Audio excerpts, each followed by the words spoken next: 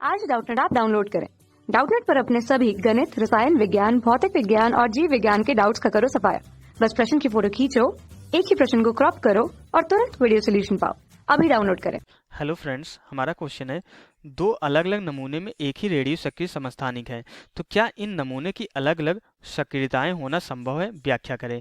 Okay, तो question में क्या बोला जा रहा है कि अगर हमारा जो है किसी हमारा जो है दो अलग अलग नमूने में हमारा जो रेडियो सक्रिय एक ही रेडियो एक्टिव पदार्थ का जो है अलग अलग समस्थानिक रखा गया है, तो इन नमूने की अलग अलग सक्रियताएं होना संभव है कि नहीं। अब हमारा रेडियो एक्टिव पदार्थ एक ही है, बस उसके अलग अलग समस्थानिक है, तो हमें ये बताना है कि उनकी जो है अलग अलग रेडियो सक्रियताएं हो सकती है कि नहीं, ऐसा पॉसिबल है कि नहीं, हमें ये बताना है इसके बारे में। तो अगर हमें यहाँ पे रेडियो सक्रियता के बारे में बताना है तो हमें ये पता होना चाहिए कि हमें जो है रेडियो सक्रियता हमारी किस किस चीज़ पे निर्भर करती है।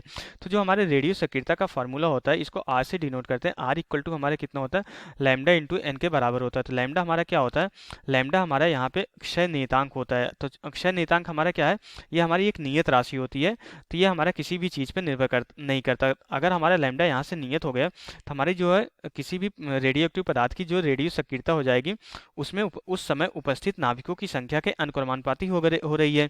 तो अगर हमारा जो है दो अलग अलग जो है हमारे जो है नमूने ले लिए जाए और एक ही जो है रेडियो एक्टिव पदार्थ के जो है अलग अलग समस्थानिक हैं, तो इनकी रेडियो सक्रियताएं हमारी जो है अलग अलग होना पॉसिबल है।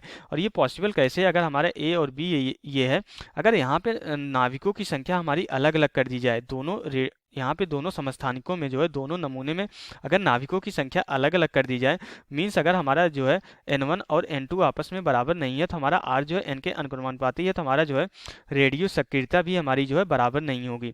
तो हमारा क्या होगा, नमूने की अलग अलग सक्रियताएं होना हमारा संभव है। तो इसका आंसर हमारा क्या हो जाएगा, हमारा ऐसा संभव है।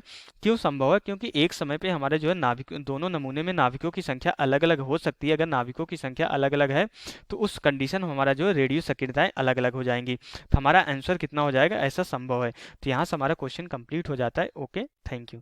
कक्षा 6 से 12वीं से लेकर नीट, IIT, JEE वो एडवांस के लेवल तक 1 करोड़ से ज्यादा छात्रों का भरोसा। आज ही डाउनलोड करें डाउटनेट ऐप या व्हाट्सएप करें अपने सारे डाउट्स 8400 400 400 पर।